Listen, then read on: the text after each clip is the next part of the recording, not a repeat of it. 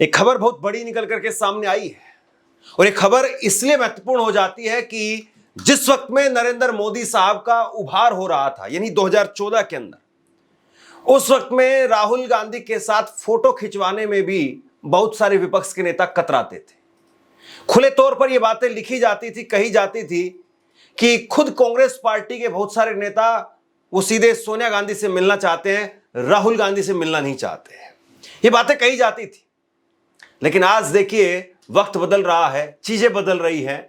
आज राहुल गांधी एक बड़ा नाम बनकर के देश भर में उभर रहे हैं और अब राहुल गांधी को प्रधानमंत्री बनाने का खुलेआम ऐलान किया जा रहा है। इस पर बात करेंगे। और दूसरी बड़ी खबर जहां पर चंद्रबाबू नायडू साहब फंसे हुए हैं। हालांकि अभी कुछ दिन पहले खबर तो यह भी आई थी कि चंद्रबाबू नायडू वो राहुल गांधी से हॉटलाइन पर फोन पर बात करते हैं और इसमें बीच की कड़ी है कांग्रेस के मुख्यमंत्री रेवंत रेड्डी।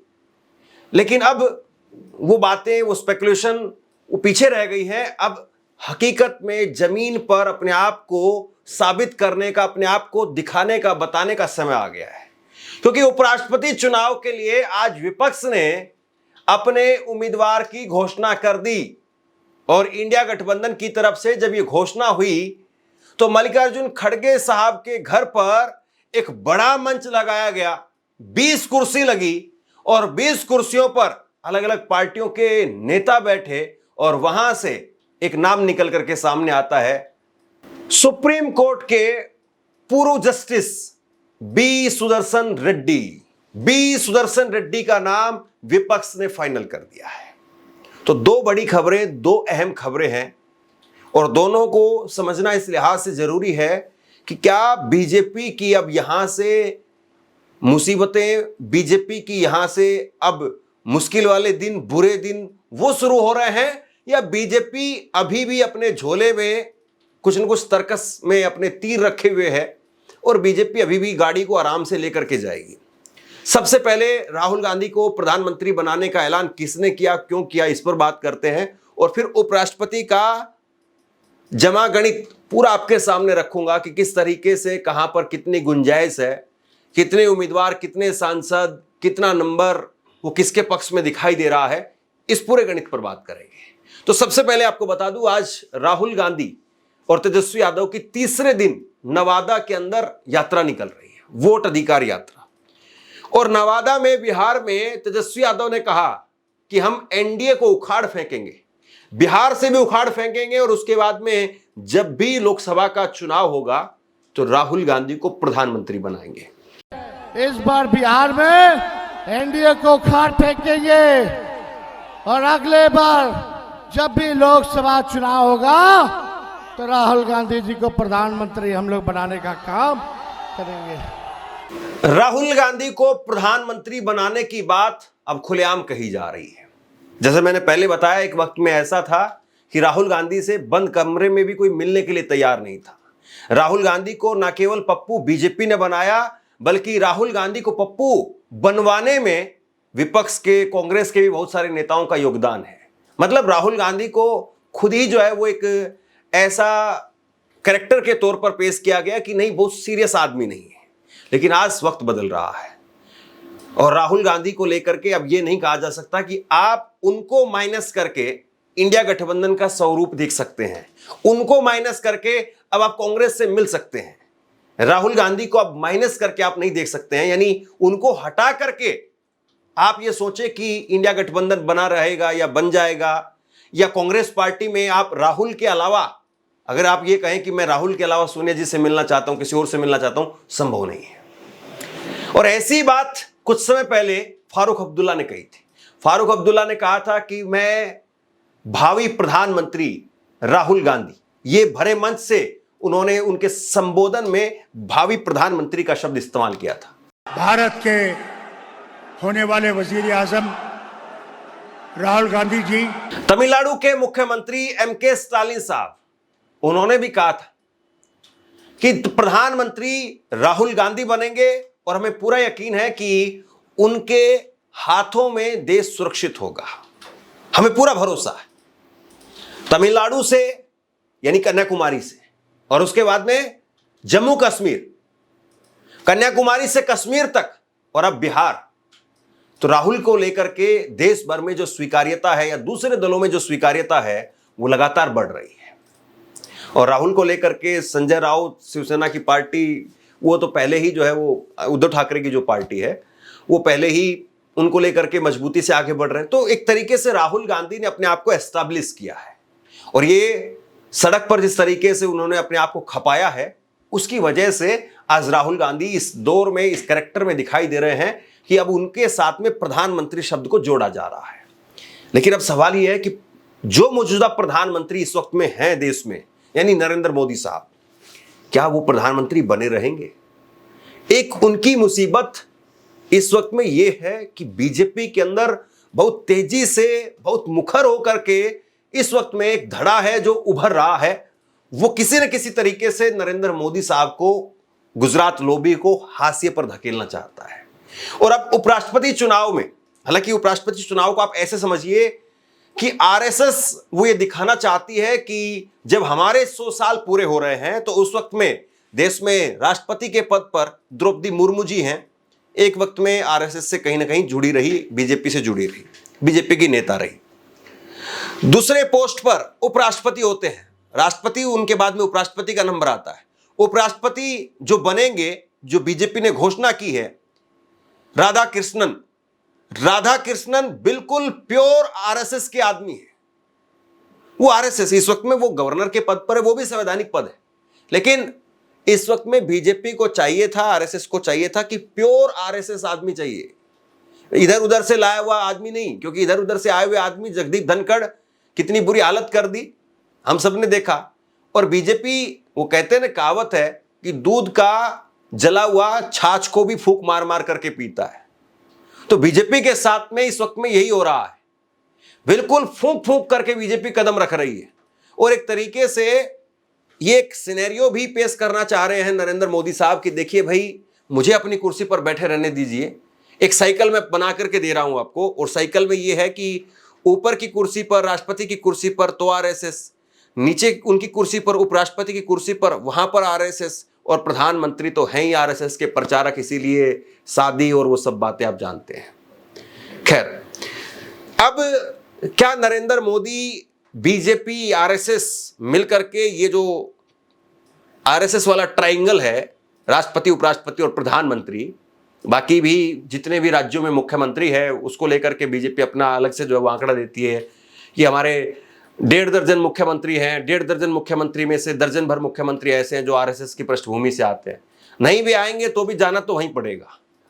योगी आदित्यनाथ एक ऐसे मुख्यमंत्री जो आरएसएस से नहीं आते, वो हिंदू युवा वाहिनी अपनी उनकी थी, वहां से आए। वो ये भी माना जाता है कि वो तो अलग चले जाते बीजेपी अगर उनको नहीं बनाती, तो बहुत सारी बातें। अब यहां पर जो लड़ाई है वो इसलिए थोड़ा मुश्किल हो गई है क्योंकि विपक्ष ने अपना जो उम्मीदवार बनाया है वो बनाया है सुदर्शन रेड्डी को। सुदर्शन रेड्डी जिनका जन्म आंध्र प्रदेश में हुआ, इस वक्त में वो तेलंगाना का हिस्सा है वो क्षेत्र। लेकिन जो मुश्किल खड़ी हो गई है चंद्रबाबू नायडू के लिए खड़ी हो गई, जो मुश्किल खड़ी हो गई है वो जगनमोहन रेड्डी के लिए खड़ी हो गई। अब ये कैसे, जो है थे तो बीजेपी के ही पार्ट, जगनमोहन रेड्डी वो भी बीजेपी के पार्ट थे। वो बात अलग है कि चंद्रबाबू नायडू को साथ में लेने के लिए इनको किनारे कर दिया गया। और आजकल वो जगनमोहन रेड्डी कहते हैं कि राहुल गांधी और नायडू दोनों एक ही फोन पर बातचीत करते हैं आजकल। लेकिन अभी ये तीनों किधर जाएंगे? देखिए, एक जो कसमकस था वो इस बात को लेकर के था कि बीजेपी ने जो चेहरा घोषित किया है, बीजेपी का उपराष्ट्रपति पद पर जो चेहरा घोषित उन्होंने अपनी तरफ से किया है, राधाकृष्णन, वो तमिलनाडु से आते हैं, महाराष्ट्र के गवर्नर थे। तो ये कहा जा रहा था कि भाई तमिलनाडु से किसी को लाया जाए ताकि डीएमके, वहां पर एक स्ट्रॉन्ग मैसेज दिया जा सके कि नहीं, हम डीएमके के साथ में, और डीएमके को अपने से अलग नहीं होने देंगे। लेकिन इससे भी बड़ा गणित जो है वो ये निकल करके सामने आया, अगर सुदर्शन रेड्डी को बनाया जाता है तो फिर उसके बाद में तस्वीर बदल जाएगी। देखिए, सीधी सी बात ये है, तमिलनाडु के अंदर एमके स्टालिन, उनको कोई चैलेंज नहीं है। जयललिता जब तक थी तब तक जो है वो एक चैलेंज होता था डीएमके के लिए कि आप रहेंगे, फिर उसके बाद में जयललिता आपको रिपीट कर देगी, वो आपको काउंटर क्रॉस कर देगी वो। लेकिन उनके जाने के बाद में उनकी पार्टी AIADMK उस तरह से मुखर नहीं है, एकजुट भी नहीं है, बिखर भी गई है, और स्टालिन ने अपने आप को एस्टैब्लिश किया है। स्टालिन पूरी तरह से मजहबी नेता के तौर पर पूरे कंट्रोल में तमिलनाडु को इस वक्त में लिए हुए हैं। और दूसरी बात यह है कि RSS को लेकर के तमिलनाडु में जबरदस्त विरोध होता है। आप देखिए, मैंने कितनी आपको खबरें दिखाई हैं, जब जब नरेंद्र मोदी तमिलनाडु में जाते हैं तब तब जो है, आप सोशल मीडिया चेक करिए उठा करके, तब तब वहां पर सोशल मीडिया पर एक ट्रेंड चलता है, मोदी गो बैक मोदी, इस तरह का ट्रेंड चलता है, और वो पूरे तमिलनाडु में चलता है। और स्टालिन, उनके बेटे का जिस तरीके से बयान आता था हिंदुत्व को लेकर के और दूसरे तरीके से, तो वो बहुत कमजोर नहीं है कोई, वो बहुत मजबूत है वहां पर, अपने पोजीशन पर, अपने होल्ड है उनका। और ऐसे में स्टालिन, उनको लेकर के कोई खतरा था नहीं विपक्ष के पास में कि स्टालिन भाग सकते हैं या स्टालिन बीजेपी के खेमे में चले जाएंगे, वो कभी नहीं जाने वाले। तो राजनीति में ये नहीं होता कि जो आपके पास में है उसको बचा लो, वो जीतता है, वो नहीं जीतता है। राजनीति में जीतता वो है कि अपने पास में जो है उसको तो बचाएंगे ही, वो तो रहेगा ही हमारे पास में, जो हमारे पास में नहीं है उसको कैसे अपने पाले में ला सकते हैं। मैं आपको गणित बताने वाला हूं, लेकिन उससे पहले केमिस्ट्री आपको समझा रहा हूं। अभी सुदर्शन रेड्डी को जो बनाया गया है उम्मीदवार, इसके बाद में चंद्रबाबू नायडू क्या करेंगे? चंद्रबाबू नायडू के लोकसभा में सांसद है, राज्यसभा में सांसद है, जगनमोहन रेड्डी के भी इसी तरीके से, इनके लिए मुसीबत खड़ी हो गई है। और केवल 31 सांसदों का बहुमत है, यह सबसे महत्वपूर्ण बात है। 31 सांसदों का सिर्फ और सिर्फ एनडीए के पास में। और 31 सांसद, ऐसा नहीं होता है कि बहुत कंफर्ट जोन में बीजेपी, हालांकि वैसे तो खैर हार या जीत एक वोट से भी होती है, और आखिरी तक कई बार यह भी होता है कि सहमति बन जाए, लेकिन जिस तरीके से इंडिया गठबंधन में ऐलान हुआ है, सहमति बनने की गुंजाइश तो खत्म हो चुकी है। और अभी अभी कुछ देर पहले मैं देख रहा था, बी सुदर्शन रेड्डी, उनका बयान आया, उन्होंने कहा कि मैं इंडिया गठबंधन की तरफ से मुझे उपराष्ट्रपति पद का उम्मीदवार बनाया गया, इसके लिए मैं धन्यवाद देता हूं, लेकिन सभी इंडिया गठबंधन के और सभी बीजेपी पक्ष के भी जो सांसद हैं उनका भी मैं सहयोग मांगूंगा, तभी जाकर के काम होगा। यानी वो भी इस बात को पिच कर रहे हैं कि मुझे समर्थन दीजिए। लेकिन बीजेपी खुदाई करने में बड़ी मास्टर है, और बीजेपी शर्म नहीं करती खुदाई करने के अंदर। वो मंदिर के नीचे क्या है, मस्जिद के नीचे क्या है, वो वाली खुदाई में नहीं कह रहा हूं। बीजेपी ये खुदाई बड़ी करती है कि किसने क्या बयान दिया था, किसका कौन सा फैसला था। अब बी सुदर्शन रेड्डी के कुछ फैसलों को लेकर के बीजेपी जो खुदाई करने में लग गई है कि इन्होंने तो नक्सल के खिलाफ लड़ाई को कमजोर किया, ये तो माओवादी सोच के आदमी रहे, इस तरीके की बातें जो फैलाई जा रही। लेकिन एक बात को आप याद रखिए, इसमें आम जनता सीधे वोट नहीं देती है। यानी परसेप्शन की लड़ाई में या इस तरह से जो आप कर रहे हैं, उससे आप, ऐसा नहीं है कि कोई आम जनता को अपने पक्ष में कर लेंगे उससे माहौल बदल जाएगा। यहां तो सांसदों को वोट देना है। और यह सबसे बड़ी बात है कि उपराष्ट्रपति पद के लिए जब वोटिंग होती है तो वहां पर कोई भी पार्टी व्हिप जारी नहीं कर सकती है। यानी अपनी अंतरात्मा पर सांसद वोट डालते हैं। अब बीजेपी के सांसद मोदी जी के अलावा कहीं और किसी की आत्मा को सुन लेंगे और किसी के मन की बात को सुन लेंगे, संभव कम दिखाई देता है। लेकिन फिर भी अभी आप देखिए, एक चुनाव हुआ साहब, एक चुनाव हुआ मोदी जी की बिल्कुल नाक के नीचे, एक चुनाव हुआ कॉन्स्टिट्यूशन क्लब का चुनाव। हालांकि आप कहेंगे कि वो चुनाव कहां और ये चुनाव कहां, लेकिन कई बार एक चावल जो है वो बता देता है हांडी में चावल कितने पके हुए हैं या क्या तासीर है। एक चावल निकाल करके आप चेक कर लेते हैं।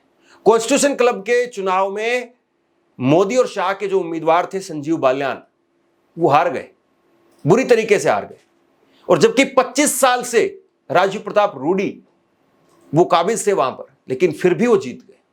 और बड़ा माहौल बनाया गया कि दलाल हैं यहां पर तो अधिकारियों का, वामपंथियों का वो अड्डा बन गया है, इस तरह की बातें कही गई।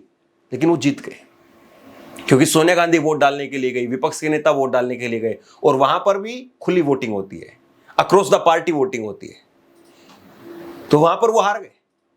तो क्या यहां पर भी ऐसा ही कुछ होगा? चलिए नंबर गणित पर आते हैं। नंबर गणित आप देखिए किसके पक्ष में जो है वो नंबर गणित जाता है। एनडीए के पास में 31 सांसद वो ज्यादा हैं लोकसभा में। कुल संख्या इस वक्त में 543 में से 542 है। राज्यसभा में 245 में से 240 सांसद हैं, यानी कुल 782 सांसद हैं और बहुमत के लिए चाहिए 391 वोट। और अगर आज की स्थिति में बात करें तो एनडीए के पास में कुल संख्या है 422 सांसदों की, यानी बहुमत से 31 सांसद ज्यादा। और इंडिया के पास में कुल संख्या है 312, यानी बहुमत से 79 सांसद कम हैं। और 48 सांसद ऐसे हैं जो इन दोनों गठबंधन में से किसी का हिस्सा नहीं। अब ये 48 में से किसकी तरफ कितने जाएंगे? और जो 31 सांसद ज्यादा हैं उसमें से आप देखिए टीडीपी के पास में सांसद हैं लोकसभा के अंदर 16, राज्यसभा में 2, यानी 18 सांसद। 31 में से अगर टीडीपी बाहर हो जाती है तो 18 सांसद 31 में से ये बाहर हो जाएंगे। इसके बाद में वाईएसआरसीपी 4 सांसद लोकसभा में, 7 सांसद राज्यसभा में। हालांकि ये एनडीए और इंडिया का हिस्सा नहीं है। डीएमके 22 सांसद हैं लोकसभा में और 10 सांसद हैं राज्यसभा में। लेकिन डीएमके के दूर दूर तक कोई चांस नहीं है, क्योंकि उनके ऊपर एक सवाल ये जरूर आएगा कि भाई तमिलनाडु के ही एक व्यक्ति को उपराष्ट्रपति बनाया जा रहा था और आपने उनके खिलाफ वोट किया। लेकिन डीएमके ये कहेगी कि भाई ये खांटी आरएसएस के आदमी है, ये तमिलनाडु की आइडियोलॉजी, तमिलनाडु का कल्चर वो मानते ही नहीं है, ये तो आरएसएस के कल्चर को मानते हैं। वो इस बात को लेकर के आएगी और पुरजोर तरीके से डीएमके इस बात को रखेगी। और जाहिर सी बात है कल को उपराष्ट्रपति बन जाएंगे तब तो कुछ कहा नहीं जाएगा। तो जो कुछ कहना है वो आज खुल करके कहो, खूब कहो। तो इसलिए कोई शर्म नहीं की जाएगी, कोई लाग लपेट नहीं रखी जाएगी। तो ऐसे में चंद्रबाबू नायडू अगर वो थोड़ा सा हिलने डुलने लगे तो मोदी जी की कुर्सी में भी भूकंप आ सकता है। यानी मतलब जो एक परसेप्शन की लड़ाई है, उस परसेप्शन की लड़ाई में मोदी जी थोड़ा सा लचर होते हुए दिखाई दे सकते हैं, ये कहा जा सकता है। अब ऐसे में बी सुदर्शन रेड्डी और राधा कृष्णन कौन इसमें से बाजी मारता है, ये सबसे बड़ी बात ये है। इस वक्त में नंबर गेम के हिसाब से बीजेपी ऊपर जरूर दिखाई दे रही है, लेकिन आप अगर उस नंबर गेम में करीबी नंबर में जाकर के भी आप हरा देंगे, राजनीति में जरूरी नहीं है कि आप जीत करके ही जीतते हैं। कई बार करीबी हार भी आपको जिता देती है। करीबी हार भी वो आगे आने वाले चुनाव के लिए आपका रास्ता तैयार कर देती है। तो ये बहुत महत्वपूर्ण हो जाता है कि अब जो परसेप्शन की लड़ाई है, उस परसेप्शन की लड़ाई में विपक्ष किस तरीके से और कैसे जो है अपने आप को सामने रखता है। और राहुल गांधी, मल्लिकार्जुन खड़गे, इंडिया गठबंधन के तमाम नेता वो कैसे सुदर्शन रेड्डी को कितने वोट यहां पर दिलवा पाते हैं। आप क्या सोचते हैं नीचे कमेंट बॉक्स में लिख करके जरूर बताइए। इस खबर को शेयर कीजिए। धन्यवाद।